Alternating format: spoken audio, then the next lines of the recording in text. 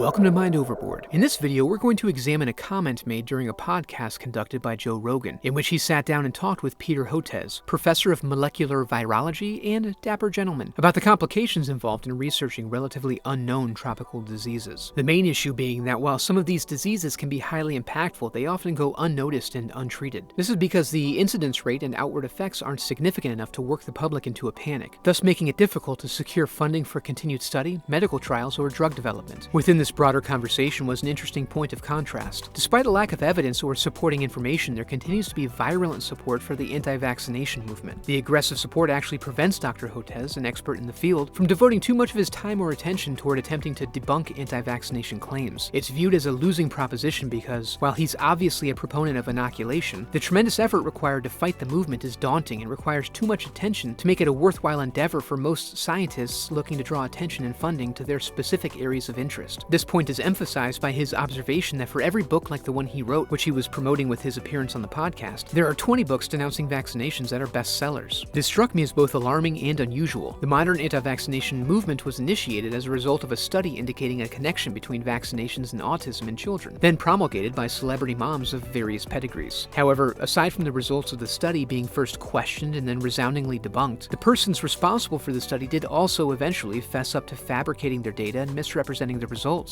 It causes one to wonder why the movement would still find so much support. I was concerned that, given the amount of material Dr. Hotez indicated, I would be woefully unprepared to dive into the topic without significant research. As it turns out, while there's no shortage of misinformation to debunk on the topic, most of the arguments presented in its favor could be characterized as superficial. There's a foundation of assumptions that are defended by branching tendrils of argumentation, utilizing carefully curated data, sometimes incomplete or misinterpreted, to help support the impression that the underlying assumptions are accurate. However, the underlying premises by which these arguments are supported can be disassembled with an anecdote, an analogy, and an argument, or more of an observation, but then I would have missed a chance to alliterate. A cursory glance at the community presented in blogs and discussion forums on a variety of websites reveals a multitude of parents searching for answers or meaning in the face of misfortune and loss. Outside of this, there's also a significant proportion of anecdotes that appear designed to satisfy the storyteller's wish fulfillment or hero fantasies. There are stories told by WebMD experts standing up to their malicious primary care physicians and taking them to task with facts and statistics. There's certainly no shortage of anecdotes about doctors who, when pressed, relent to the pressure of the parents. The result is the parents declaring victory and solidifying the idea that even doctors, when presented with the correct combination of argument and information, must admit that vaccination is unnecessary at best and dangerous at worst. Of course, since medicine is based in science, any claims made by a doctor will typically be phrased very specifically for the sake of accuracy due to an absence of certainty in the face of constant new discoveries and understanding. So these stories, if true, represent little more than desperate attempts to trade on the doctor's integrity to solicit a statement formed in a way that the parent can then contort until it matches their desired outcome. I experienced this once with a coworker who took frequent daily smoking breaks throughout her pregnancy. She insisted her doctor told her an occasional cigarette would be okay, although there's a potentially huge gulf between okay and good or healthy. When pressed further by one of her friends, the basic structure of the conversation became clear. Her doctor told her not to smoke while pregnant, but she didn't want to quit. She continuously asked her doctor more specific questions until she had him backed into a corner, in which her final query involved the specific degree of harm caused by an infrequent cigarette smoked only every so often during pregnancy. Since there are no guarantees, it's not possible to answer this question with certainty. There's no doubt of the danger, but an actual threshold beyond which one guarantees a negative result can't be set. In addition, the specific negative impact can't be known. This is most likely related to the fact that the variety of health problems associated with smoking is so great. Of course, she turned this into an excuse to smoke like a chimney. So there's an element of disingenuousness or a lack of self-awareness present. Either way, a thread of this behavioral style seems to run through the anti-vaccination community. Unfortunately, the community is also comprised of parents who have suffered tremendous loss and grief. Addressing the aspect of the phenomenon they represent is much more difficult. Statistics and information are obviously relevant in navigating solutions to curable diseases. The reality is that very few people actually suffer injuries or death as a result of getting vaccinated. In many cases, the injury is secondary to the vaccine itself. Injuries caused by the physical process of being vaccinated or subsequent infection, bruises, and other things. But in addition to this, there is also the possibility of allergic reaction or other negative outcomes directly related to the medicine. This shouldn't be surprising. All drugs have side effects and some risk, even over-the-counter drugs used on a daily basis. The reality is that these statistics demonstrate incidences of any type of injury are very low compared to the administration frequency of vaccines. But still, this can be very hard to address with a parent who has lost a child. To them, the statistics, however small, still represent a harsh reality that almost no argument is likely to overcome. There are no means to offset that pain. However, when we're discussing societal best practices, individual anecdotes can't apply. high. It would be reckless to allow individual experience without evidence of a broad impact of the general population to dictate policy or best practices, not only because the need for action or change would not be supported by evidence, but also because with the huge number of individual experiences to choose from, it would be impossible to decide which experiences would dictate what we do. While it's been shown that some special interest groups manipulate and capitalize on parents' grief to further their agenda, I get the impression that almost all of the parents involved are mainly looking for answers and have good intent, regardless of how their testimony is used. However, despite these intentions, the end result of their emotional influence is still often negative and has the potential to do a tremendous amount of harm. Here's how I would analogize it. You have a baby, born with a rare genetic mutation that makes her more prone to broken bones and injury. However, the mutation is rare enough that it's not proactively checked. Doctors usually pick it up in childhood after an afflicted child suffers a higher frequency of more severe injuries than normal. Prior to any such childhood injuries, you get into a minor to moderate car accident. Things seem to be okay, so you exchange information and go on your way. Overnight, your child succumbs to her injuries. The doctors inform you after the fact of the genetic mutation that resulted in her brittle bones, which resulted in a punctured lung that could have been treated if it had been discovered earlier. That would be your reality, and likely the most important and impactful thing to ever happen to you. Discussions of the rarity of the mutation or incidence rate among the population would be of little comfort. You may find meaning and purpose after the fact by speaking to as many people as possible, trying to raise awareness and help prevent this from happening to others. Anti-vaxxers would be the equivalent of taking this one step further and leveraging your sorrow to convince other parents that seatbelts or car seats, the cause of her broken ribs and punctured lung, are inherently dangerous for children, cause death and disfigurement, and shouldn't be used. It seems likely that anyone would see an immediate problem with this. And yet, anti-vaccination culture continues to build steam. In digging a little deeper into the specifics, it's clear that there's no way to persuade a staunch advocate based on statistics or data. Individuals who are prone to think in this way seem to have a handful of their favorite stats or esoteric details to pull out as a trump card to end an argument if things aren't going their way. One would have to be an expert and well-versed in all the current literature in order to be able to deflect all of these specialized points. However, they appear to rest on a philosophical framework with a substrate of tenuous stability. In addition to the supposed dangers or statistics regarding vaccination injuries, avoiding vaccination is generally purported to be healthier and more beneficial overall. The idea being that contracting and surviving these illnesses develops a more robust constitution. In other words, there's a danger to vaccinating but a clear benefit to getting sick and surviving. This is a necessary element because the statistics don't support the idea of vaccinations being dangerous without heavy massaging. This argument, the assumption upon which most of the other arguments are based, is easily refuted.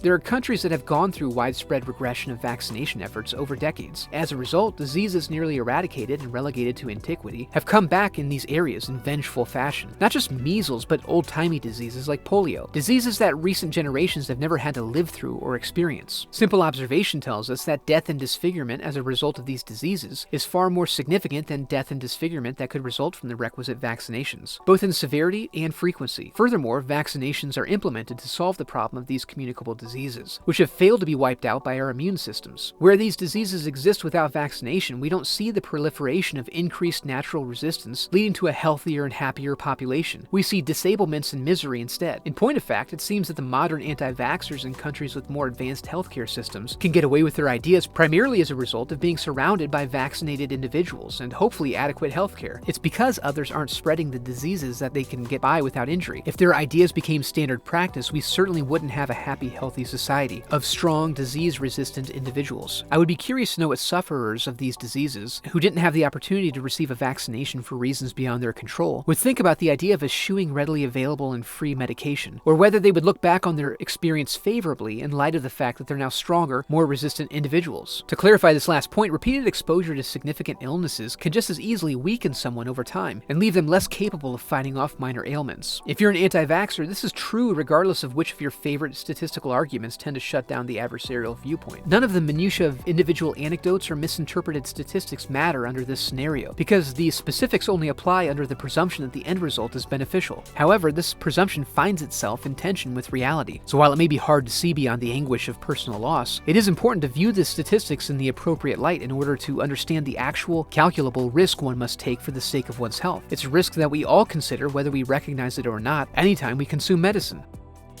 I'd love to hear your thoughts about this in the comments below, and for you to become a part of the channel by subscribing. Thanks for watching.